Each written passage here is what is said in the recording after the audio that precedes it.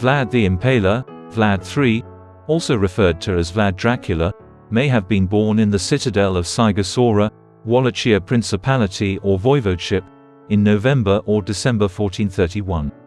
This fortress is situated in the region that is now Romania. Nevertheless, the absence of comprehensive documentation regarding the precise date and location renders this uncertain. Furthermore, it is conceivable that he was born during the latter part of the 1420s. Prince Vlad II, the sovereign of Wallachia and the illegitimate son of Prince Mircea I, the Brave of Wallachia, was Vlad's father. Numerous historians assume that Vlad the Impaler's mother was Kniazna, also known as Eupraxia of Moldavia, the eldest daughter of Prince Alexander the Good, and not Vlad II's first wife. It is theoretically possible that Vlad the Impaler was conceived by one of Vlad II's mistresses. However, this cannot be confirmed with certainty. However, irrespective of the identity of Vlad's biological mother, he was considered the legitimate offspring of Vlad II, more commonly recognized as Vlad Dracula.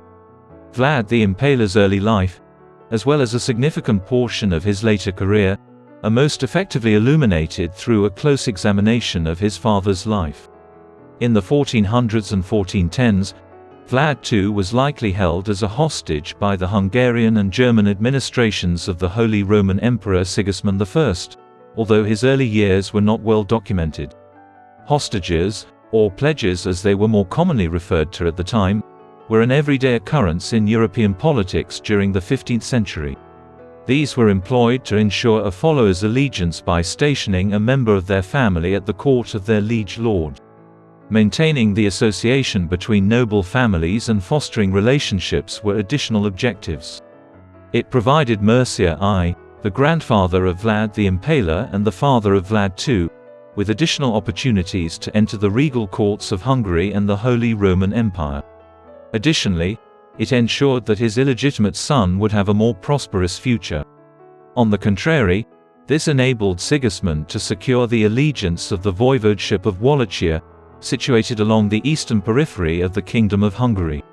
Vlad II, who was educated as a nobleman at the Hungarian court as a result of the arrangement, most likely converted from Eastern Orthodoxy to Roman Catholicism, the official religion of the Holy Roman Empire, during his sojourn in Hungary or the German states.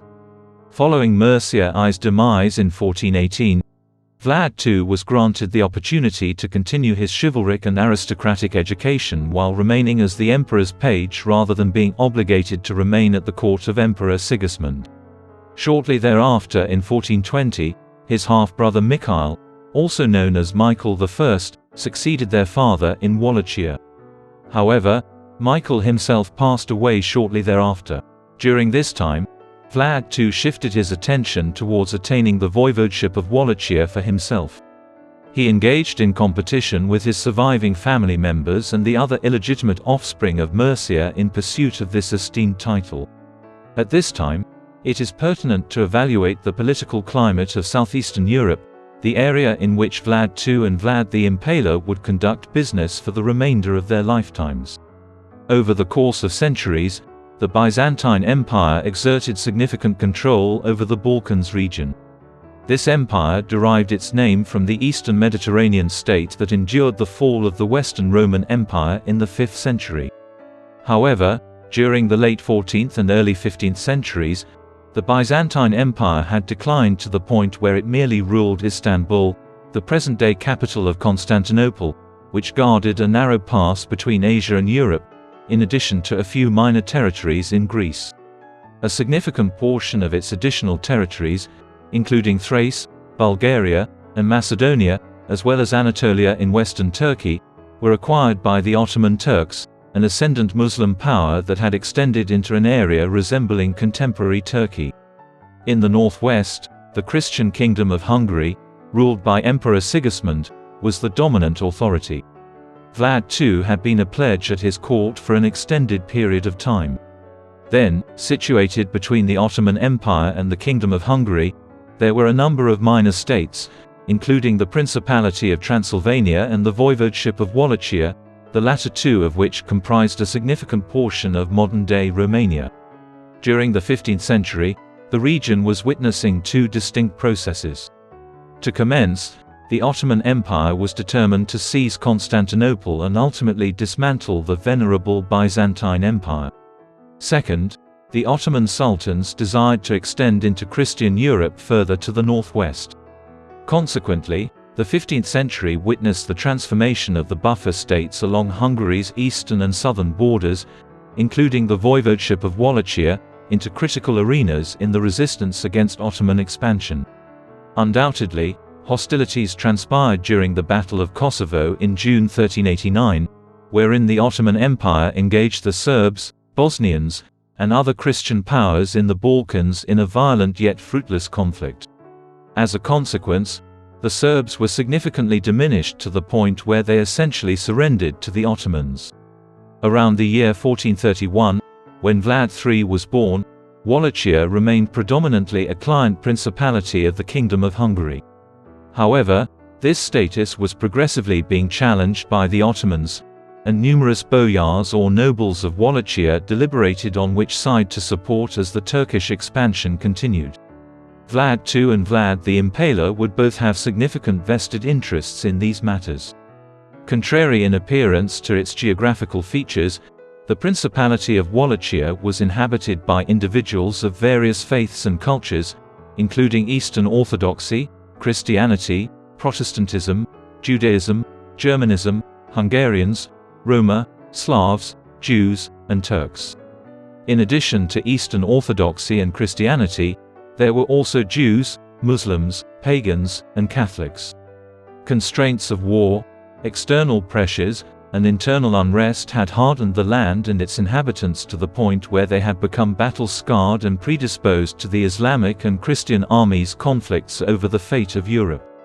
Vlad II, being an illegitimate son of Mircea I, did not possess a direct line to the succession subsequent to the demise of his half-brother in 1420.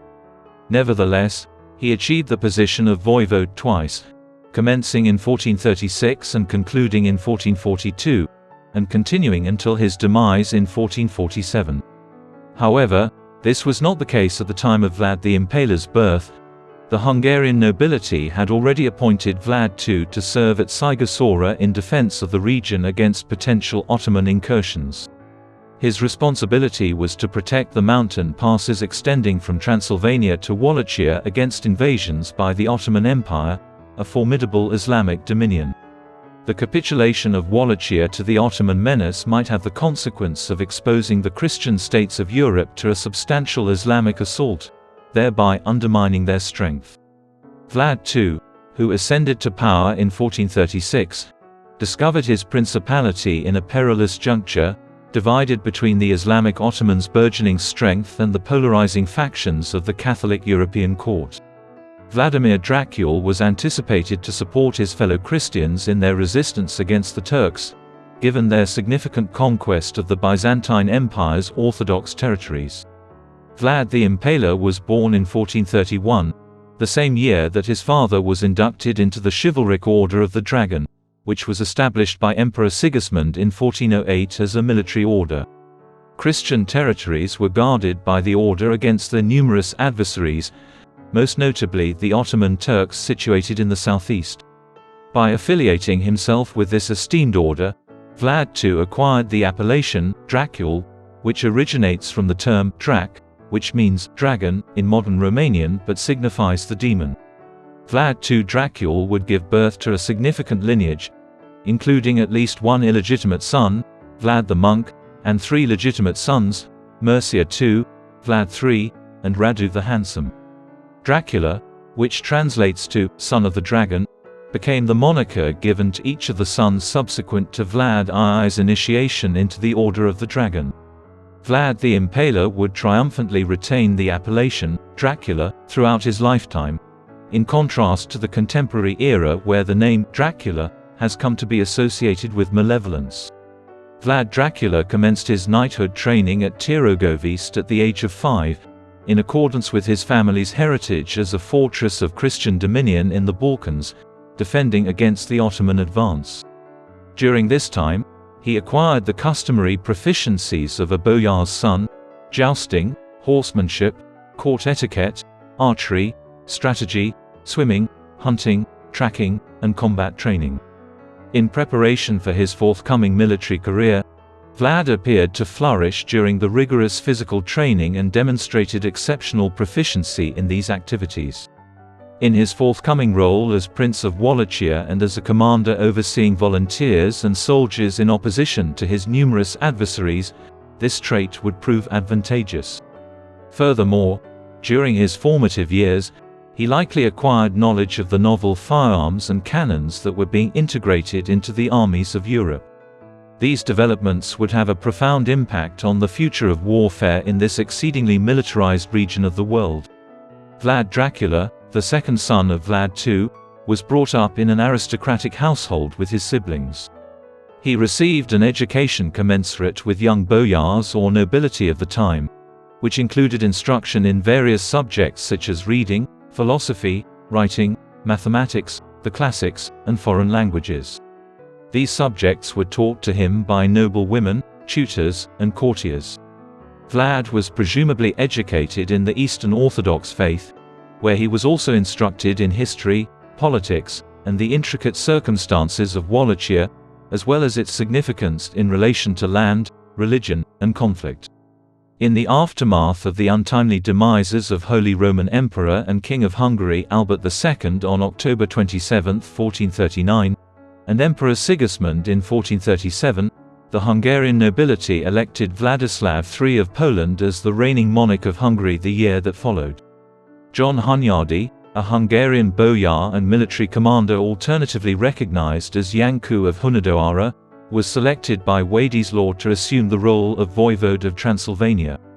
Hunyadi aspired to preserve Hungarian influence in Wallachia and demanded that Vlad II assist him in his ongoing resistance to the Ottoman northwestern advance. At this time, on the contrary, the Turks sought to invade the Principality of Transylvania and requested assistance from the Wallachians. In contrast to the Ottomans, Vlad II joined the Hungarian and Transylvanic armies. In March 1442, when the future Vlad the Impaler was in his early teens, John Hunyadi, Vlad II, and their allies effectively appeased the eastern counties, thereby repelling the Turks and ultimately re-establishing frontier defences along Hungary's southern border. The Ottomans promptly accused Vlad II of treason for his assistance to the Hungarians, and he was subject to retaliation. Vlad Dracula brought his sons Vlad and Radu to the court of Sultan Murad II shortly after his shared victory over the Turks. Upon their arrival, all three were promptly apprehended by the Ottomans and detained until a new alliance could be negotiated between Vlad II and the Turks.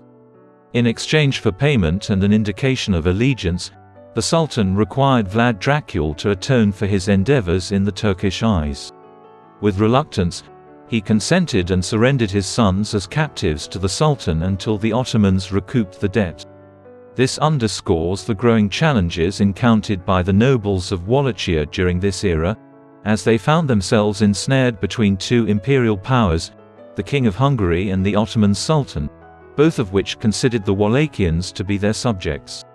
Upon Vlad I's return from the Ottoman court to Wallachia, he discovered that John Hunyadi had substituted Basarab, Dracula's cousin, in place of his sons, whom he had left behind as pledges. The Ottoman endeavor to annex Wallachia in August 1442 prompted Hunyadi to shift his attention to the approaching Ottoman army, which he ultimately vanquished. Vlad Dracula endeavored to maintain a neutral stance throughout his sons' incarceration with the expectation that they would be released shortly thereafter. In the mid-1440s, he also endeavored to foster relations between the Turks and the Christians residing in Wallachia and Hungary, with the hope of facilitating a diplomatic resolution to the escalating tensions that had escalated to the point of concentration in Wallachia. During the mid-1440s, the Hungarians, led by Hunyadi, discovered Vlad II Dracula's compromised position, in which his sons were essentially being held as collateral by the Ottomans in exchange for his good behavior. This discovery infuriated the Hungarians, who launched an assault against Vlad II, forcing his eldest son Mircea to flee. Vlad II achieved a temporary triumph over the Hungarians and a reclaim of Wallachia with the assistance of the Ottomans. boyars, commanded by Vladislav, a cousin of Vlad who was perplexingly named Vlad, overthrew him in an attempt to enlist the assistance of John Hunyadi in order to thwart the return of Vlad Dracula.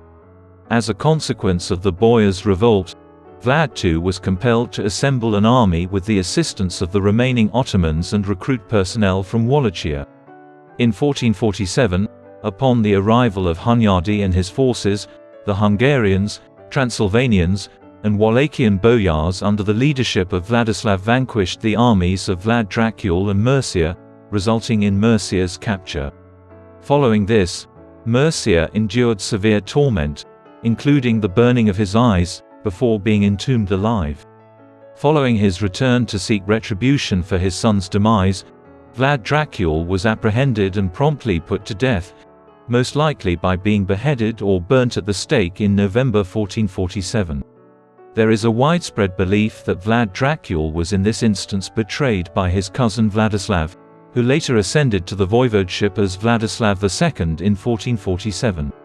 Vlad the Impaler's entire career was influenced by this history of political intrigue and internecine conflict in Wallachia and the broader Balkans. Despite their status as prisoners, he and his sibling Radu were entrusted to the care of Sultan Murad II, who treated the children with kindness. It is highly probable that the young individuals were exposed to the severe treatment that Turkish captives endured in the 1440s, and they were counseled to maintain their obedience.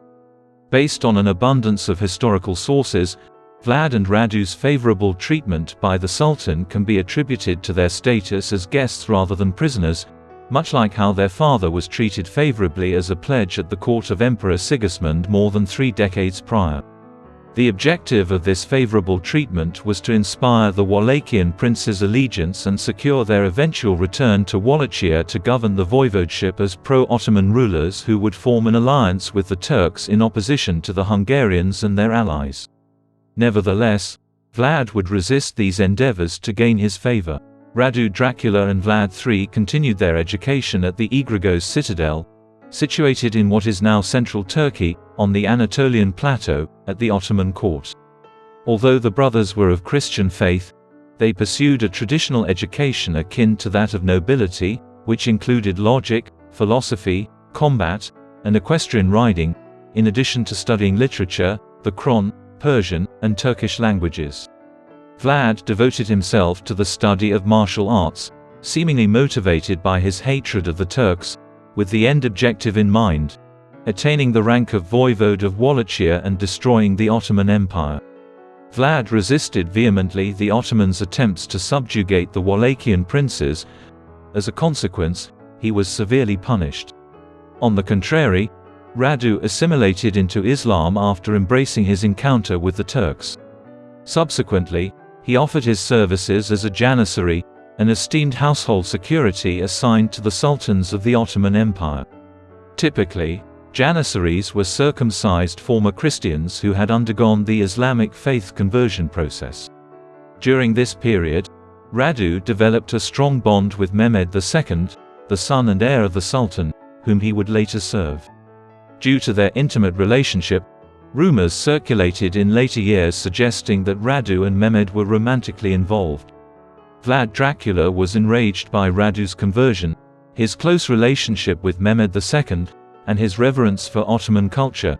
These factors fueled his hatred of the Ottomans.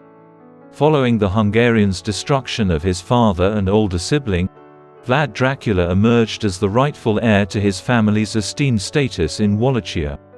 Consequently, he emerged as a formidable contender to attain voivodeship via the democratic process involving the boyars, the nobles of Wallachia.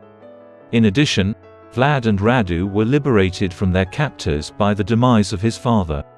Vlad vowed vengeance for his family, as he perceived that his half-brother had Islamicized at the Ottoman court and that his father and brother had perished as a consequence of Ottoman interference in Wallachia. Radu, meanwhile, remained in Anatolia at this juncture to continue his service with the Turks. However, he required an army before he could exact his vengeance.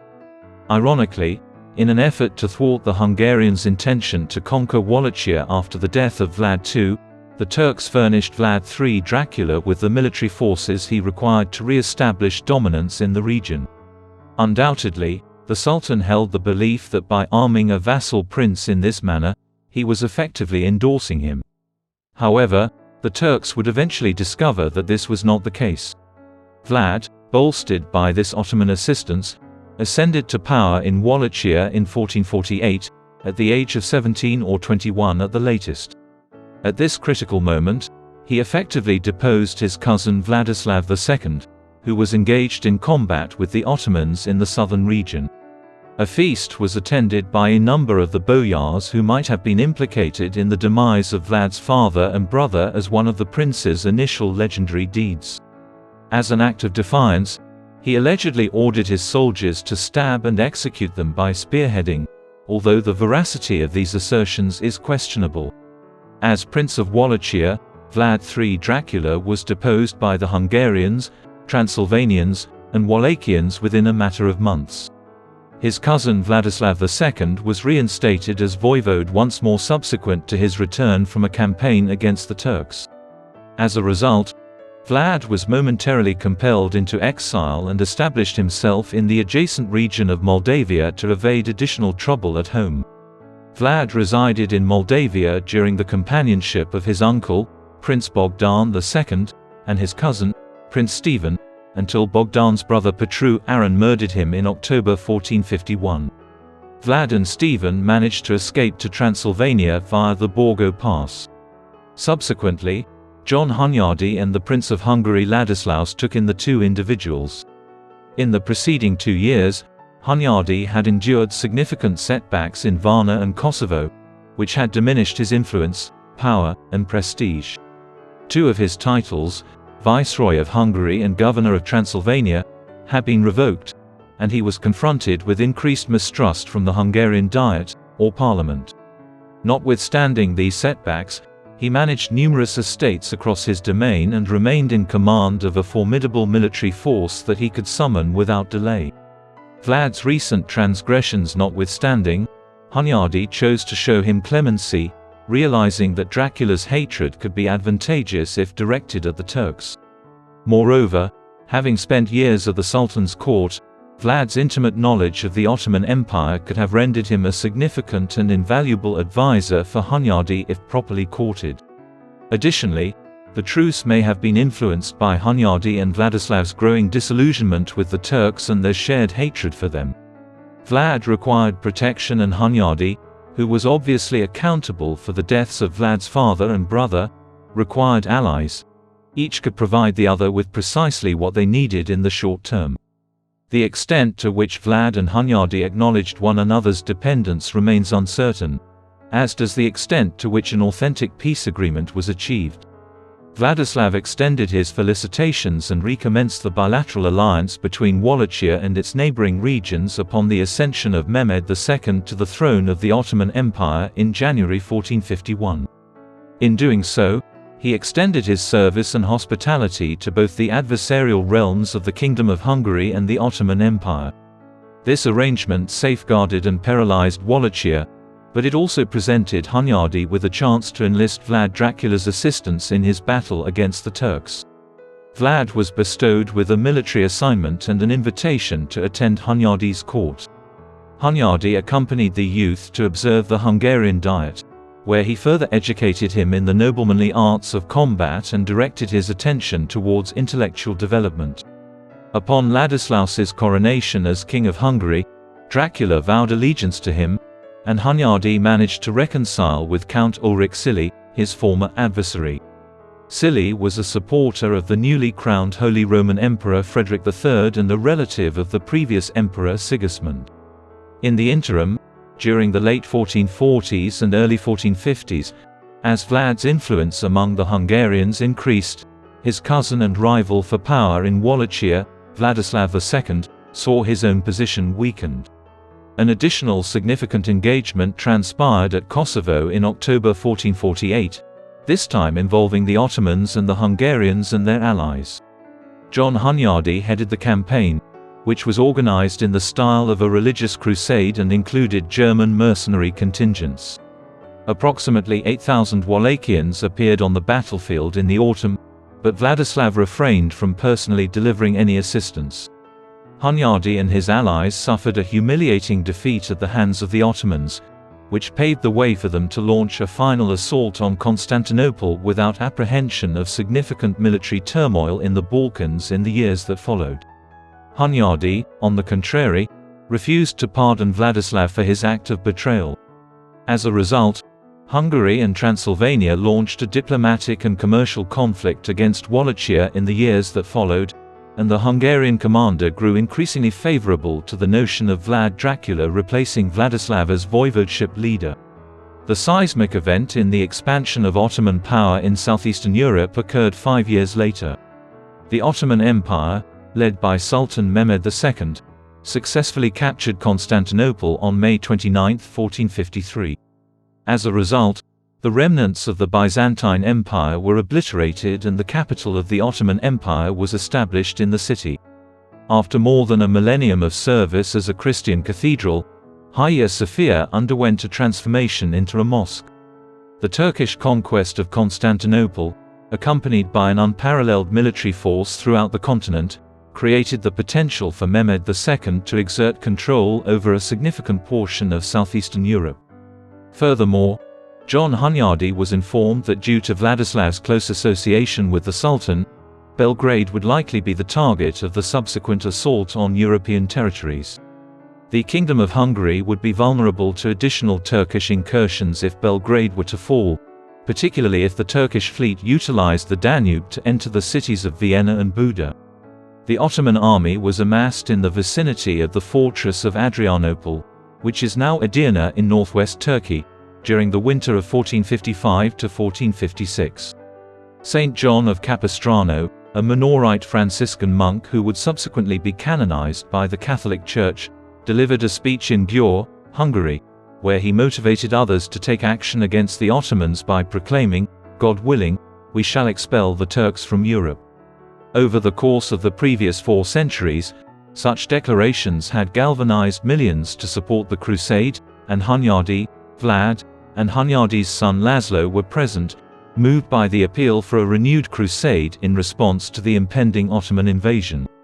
Vlad was granted permission to commence attacks against Vladislav II from Transylvania, which could potentially relieve Ottoman pressures on Belgrade and divert attention away from their objectives in the city. Vlad was exceedingly delighted to comply.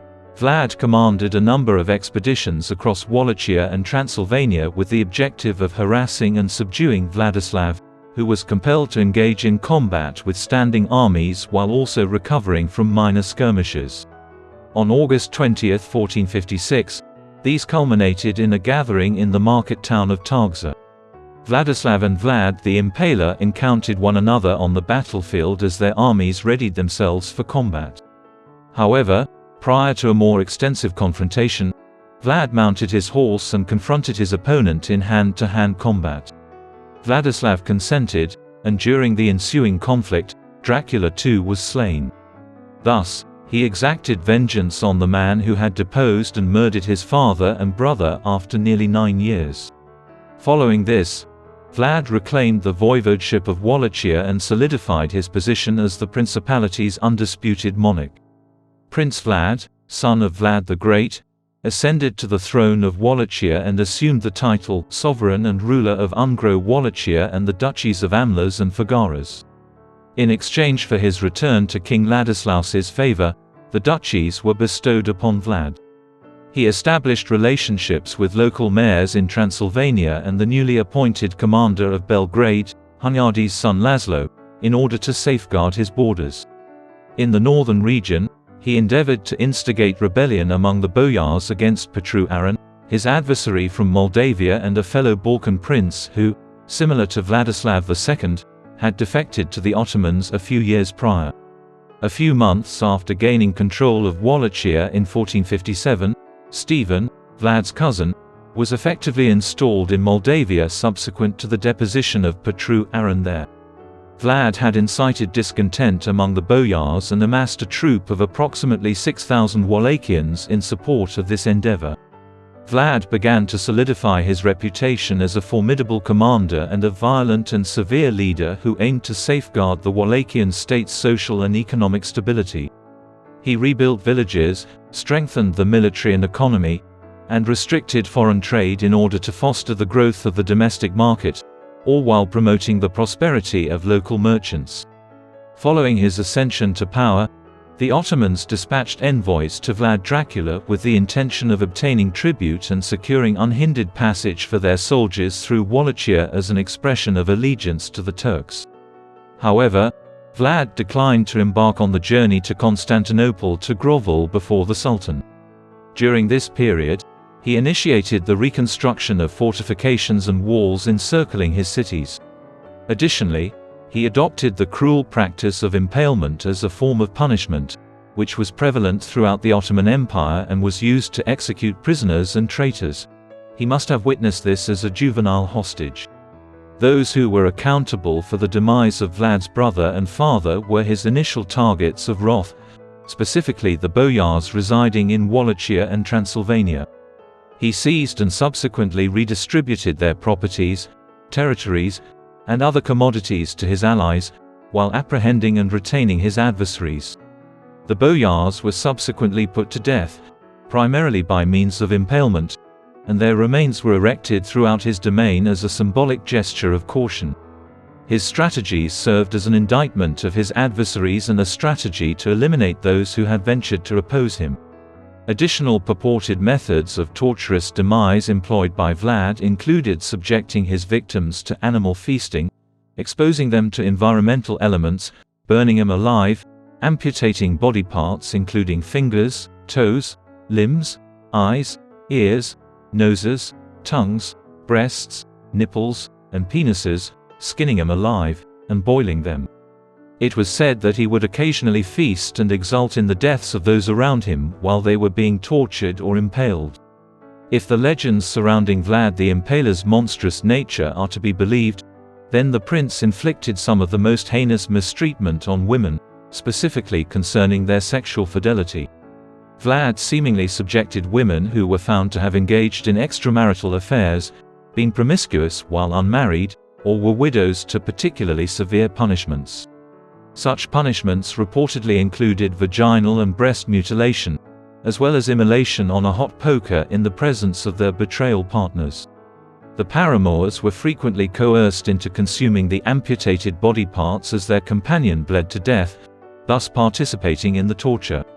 Whether or not this purported behavior can be taken literally is a matter of interpretation. The fantastical notions of authors residing in the more developed regions of Vienna and Budapest who wrote about a purportedly barbaric border ruler in distant Wallachia likely contributed significantly to this. A portion of this violence is more corroborated. For example, Vlad was particularly hostile towards foreigners on his territories. Populations of Saxons, or Germans originating from the southeastern region that shared borders with present-day Poland and the Czech Republic, established themselves as a distinct community within the Wallachian Principality. Vlad learned, in one noteworthy anecdote, that Saxon merchants who had declined to pay a Wallachian merchant in the city of Brasov had appropriated his merchandise. Vlad purportedly ordered the apprehension and execution of every Saxon in Brasov on account of their betrayal of a Wallachian citizen. The precise magnitude of these pogroms remains uncertain. However, Wallachia was beset by Saxons during the mid-16th century. Dracula is shrouded in legends concerning both his heinous deeds and the profound dread that his subjects harbored for his wrath. A renowned anecdote pertained to the Golden Cup, an ostentatious chalice that was prominently displayed in the town square of his capital, Tirogovest, ensuring that it was visible to all who passed by. The golden goblet's statute was straightforward. While it was permissible for anyone to consume from it, the cup was restricted to the perimeter of the square. Approximately 60,000 individuals resided in Tirogovest at the time. The cup remained unaltered throughout Vlad's tenure, owing to the apprehension that reportedly gripped his subjects. Vlad was reportedly confronted with a substantial population of impoverished individuals and was compelled to devise a strategy to eradicate poverty in Wallachia. In order to accomplish this, Vlad allegedly extended invitations to hundreds of destitute individuals from Tirogovice to partake in an enormous banquet, where they indulged in an abundance of food and drink at their prince's benevolence. In response, Vlad secured the entrance to the hall and ignited it. There was no retreat. The sensationalization of these tales by the Turks, Saxons, Hungarians, Transylvanians, and other adversaries Vlad amassed during his lifetime followed suit. Although Vlad the Impaler's subjects grew accustomed to his severe punishments, he also demonstrated a profound commitment to military and political endeavors. In 1457, for instance, he assisted his cousin Prince Stephen in assuming the throne of Moldavia by supplying Petru Aron with approximately 6,000 cavalrymen. Stephen, conversely, assisted Vlad in repelling the Ottomans' persistent raids and assaults along the southern boundary of Wallachia. These assaults were instigated by Sultan Mehmed II as a reaction to the January 1460 proclamation of the New Crusade by Pope Pius II against the infidels. Vlad Dracula accompanied Matthias Corvinus, the son of John Hunyadi, in the battle against the Ottomans, forming an alliance with Corvinus. Smederevo, the final independent settlement of Serbia, was captured by Mehmed II in 1459 through a violent assault. A few months later, Mihaly Silanyi, a Hungarian general and ally of Vlad's, was apprehended in a battle near Beziers and subjected to torture and amputation by sawing in half. Many of his men met with the same grim destiny. The Sultan subsequently conquered a number of Greek cities and issued a threat to return to Wallachia in the absence of jizya, or tribute.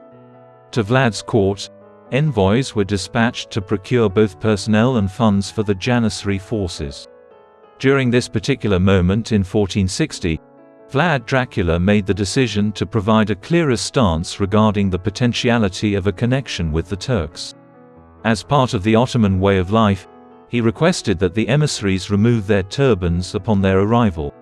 This was because it was customary and anticipated for individuals in the presence of a Wallachian prince, particularly at his court, to remove their hats.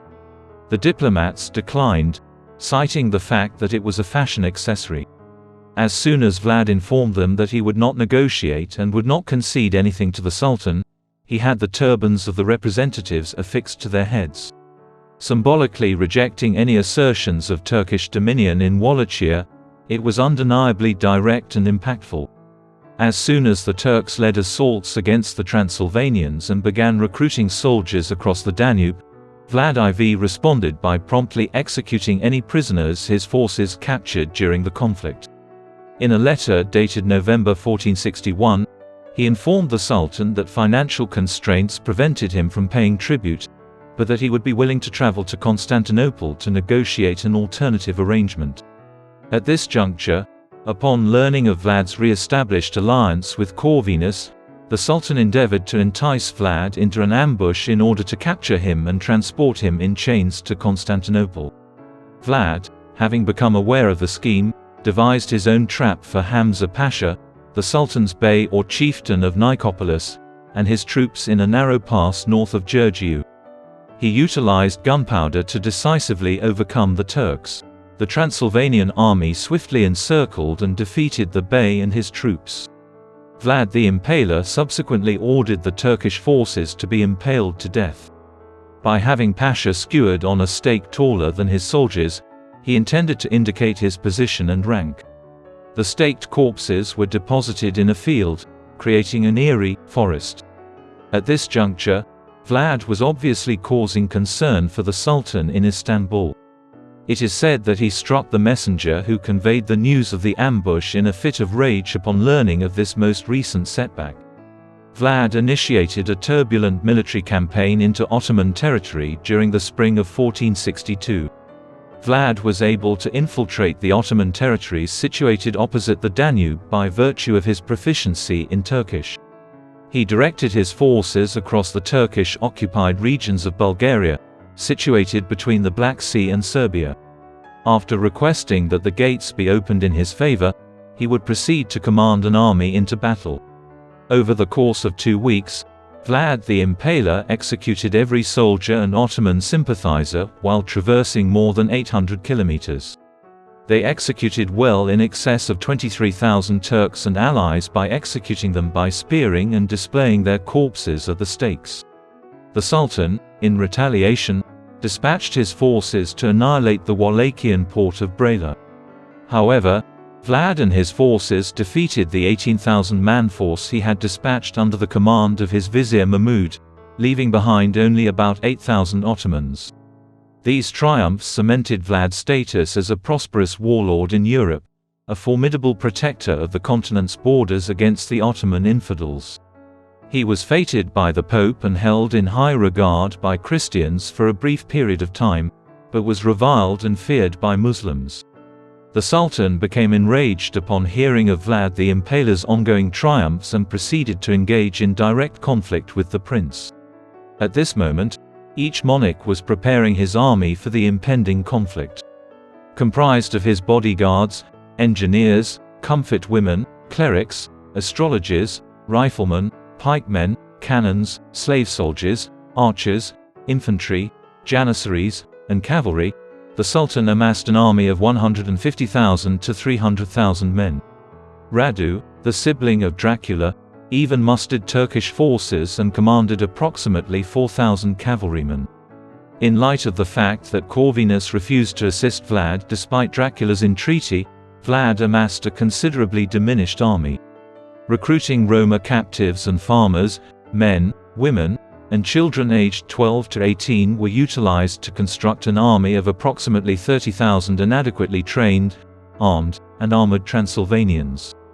Vlad the Impaler and his force, despite being vastly outnumbered, managed to kill approximately 300 janissaries after the Sultan of Vidin withdrew.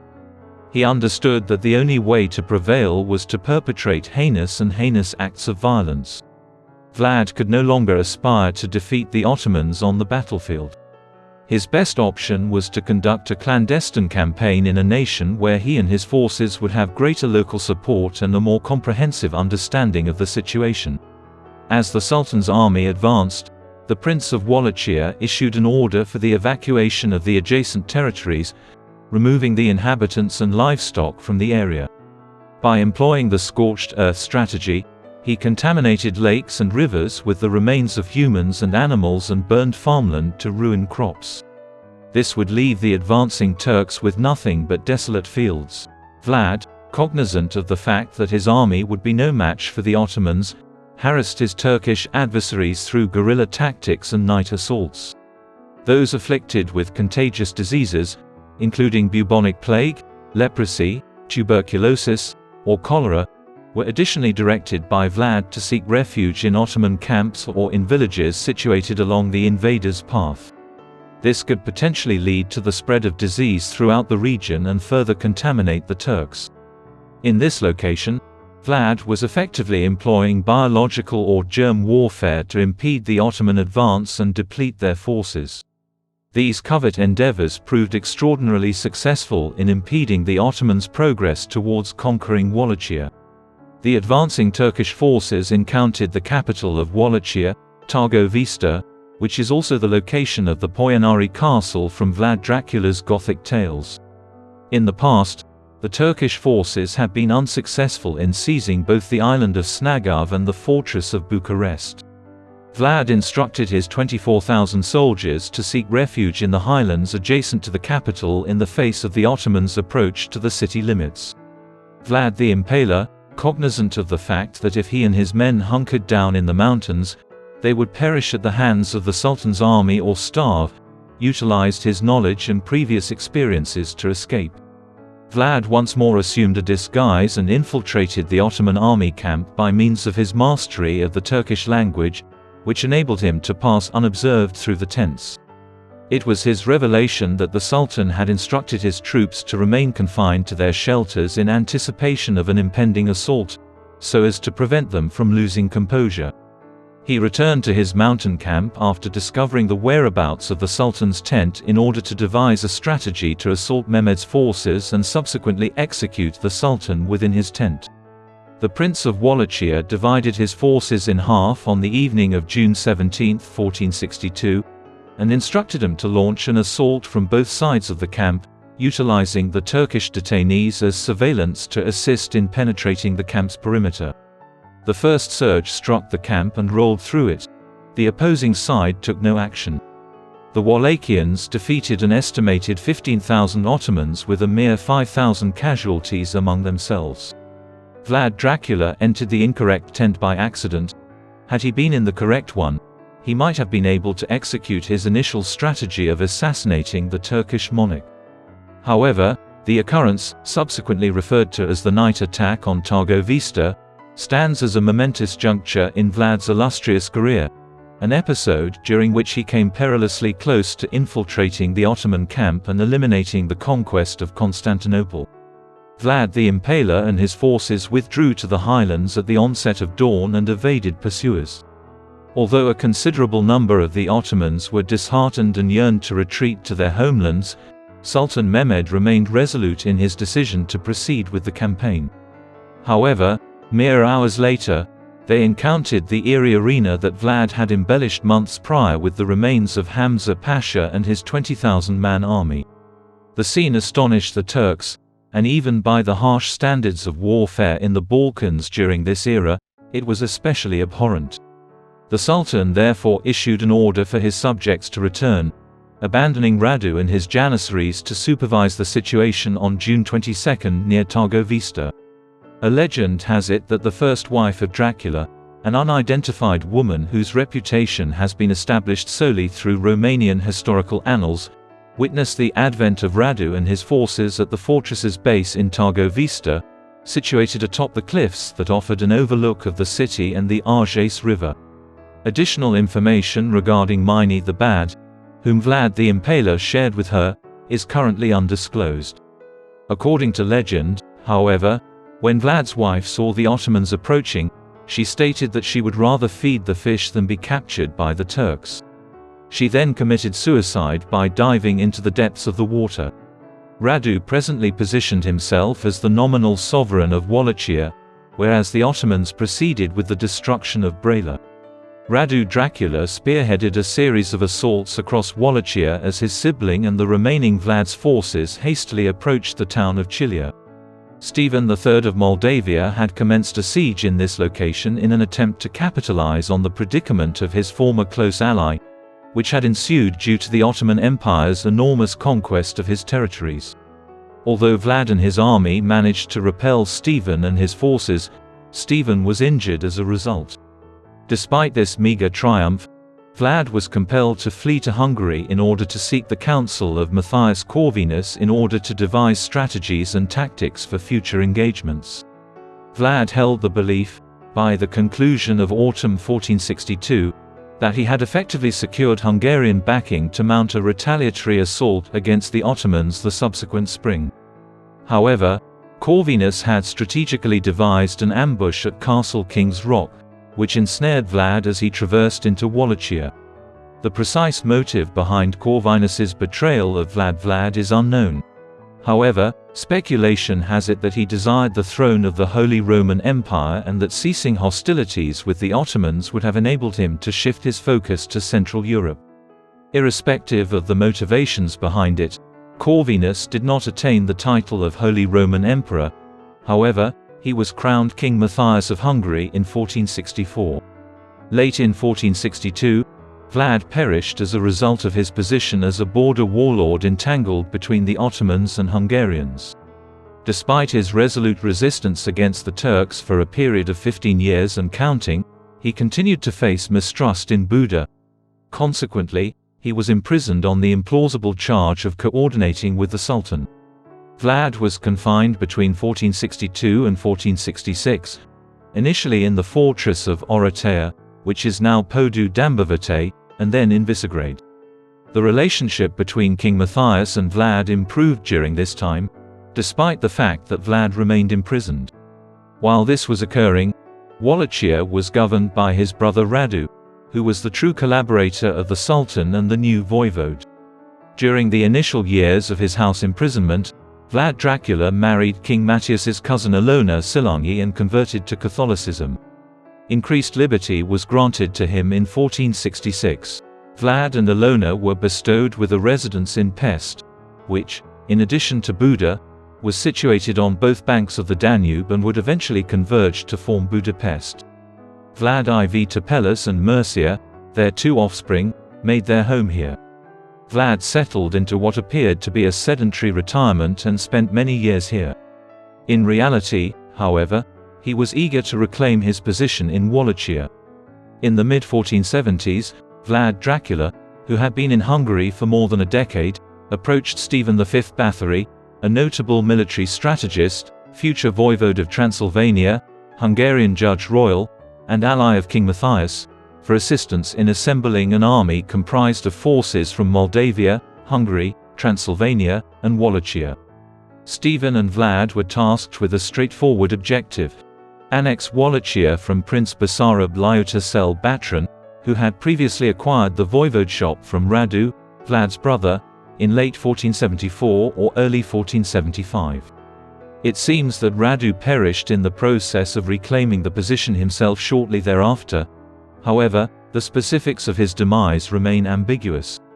This resulted in Vlad, who was approaching his 50th year at the time, being the sole Dracula remaining to vie for the position of voivode. As the legitimate son of Vlad II Dracul, Vlad was determined to reclaim this position. He accomplished this feat with minimal exertion. In the autumn of 1476, Vlad and Stephen's forces arrived without encountering any opposition. Due to the retreat of Basarab's army, Dracula was able to re-establish his dominion over Wallachia. When Stephen Bathory returned to Transylvania, Vlad was left to defend his realm against any threat by himself. Vlad was unable to savor his re-establishment of authority over Wallachia for long. Shortly after his reinstatement to the throne of Wallachia on November 26, 1476, a substantial Ottoman army besieged Vlad's territories once more as they advanced north against him in an attempt to re-establish Basarab as a pro-Ottoman voivode. Vlad discovered he had only about 2,000 soldiers to battle the Ottoman army of over 4,000, which annihilated his Wallachian army with relative ease. Vlad also passed away around this time, although the precise date and circumstances of his passing are unknown. However, it was established that he had passed away by January 10, 1477. Around the time of the new Ottoman invasion, he may have perished on the battlefield against the Turks, being betrayed and murdered by his Wallachian boyar adversaries, or been injured in a hunting mishap that resulted in his demise. There are numerous legends surrounding the demise of Vlad Dracula that have contributed to the global spread of the Dracula myth. There is a minority opinion that Dracula was apprehended, ransomed, and then relocated to Italy, where he remained until his demise and was interred at Santa Maria Nova Church in Naples, as opposed to being killed during this time period. Other archaeologists, historians, and researchers have frequently disputed and challenged this hypothesis, as the evidence supporting it is virtually non-existent and unproven.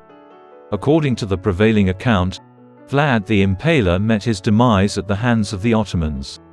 Specifically, he was either captured by the Turks, beheaded, and his head preserved in honey before being mounted on a pike and transported to Istanbul as proof of his demise, or he was impaled in the manner for which he had gained notoriety. Regardless, the legends surrounding his reign became entangled with the reality of his existence. The precise location of Dracula's interment remains unknown. However, rumors circulated that his adversary Basarab the Elder had hastily interred him in the Kamana monastery, which Vlad had founded and constructed. An undetected casket adorned with a purple and gold veil was discovered by archaeologists at the Snagov monastery in Bucharest in 1931. The coffin also contained silk brocade fragments, a ring resembling one donned by order of the dragon members, and a crown redolent of an oil painting depicting Vlad the Impaler, in addition to the skeleton. Was Vlad himself present? In order to ascertain whether this was the case, the artifacts and bones from Snagov's grave were transported to the History Museum of Bucharest for examination. However, in an instant, they all vanished. adding to the enigma and legend surrounding Vlad Dracula and the location of his remains. The abandoned Poenari Castle, situated on Mount Cetatea in the vicinity of Orefu, Romania, was reduced to ruins a few years following the demise of Dracula. It is believed that the ruins, which have been a popular tourism destination for centuries, are haunted. Following Vlad's demise, the Principality of Wallachia endured years of instability under the rule of short-lived rulers, including Basarab Liutasel Batran, who momentarily reclaimed the voivodeship at the moment of Vlad's demise but was swiftly deposed by Basarab IV, a new voivode supported by Hungary. During this turbulent period, the principality was beset by the Ottoman Turks on the one hand and the Habsburgians on the other. For example, the Battle of Bredfield, which took place in nearby Transylvania on October 13, 1479, was a significant conflict between the Ottoman Empire and the Hungarian forces, which were allied with the Serbs, Wallachians, and other nations. In an effort to thwart the Ottoman advance following the fall of Constantinople, this was the most massive battle to date waged in the Balkans. It was successful for the Hungarians and their allies. In the early 16th century, the overwhelming numerical advantage of the Turkish forces enabled them to commence a more comprehensive conquest of Wallachia, Transylvania, Moldavia, and Serbia. Ultimately, the Turkish advance proved to be insurmountable. Increasing divisions within European Christendom subsequent to the Protestant Reformation's emergence in the late 1510s exacerbated this situation.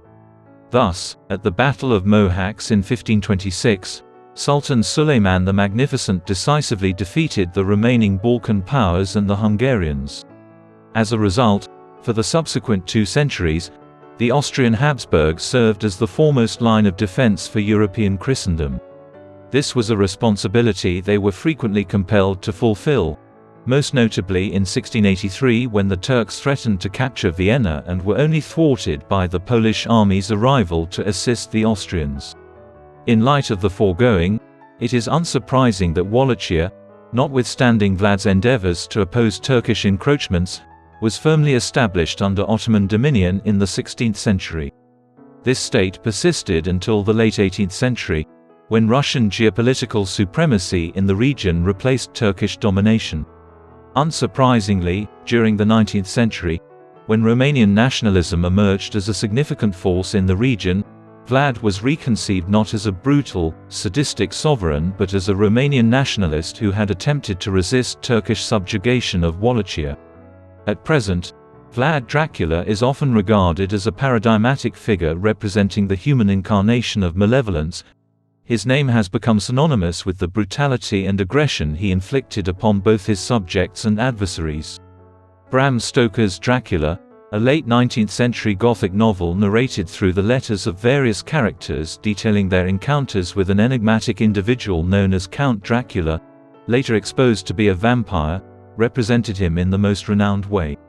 Stoker drew inspiration not only from the name Vlad, but also from various elements of vampiric legend and the mythology of Romania and the broader Balkans.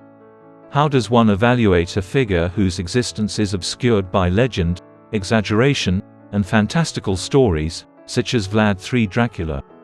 In the first place, it goes without saying that numerous legends surrounding the man who inspired Bram Stoker's Dracula have been undeniably embellished and have continued to do so for the past 120 years or so, as sensationalist accounts of his life have proliferated.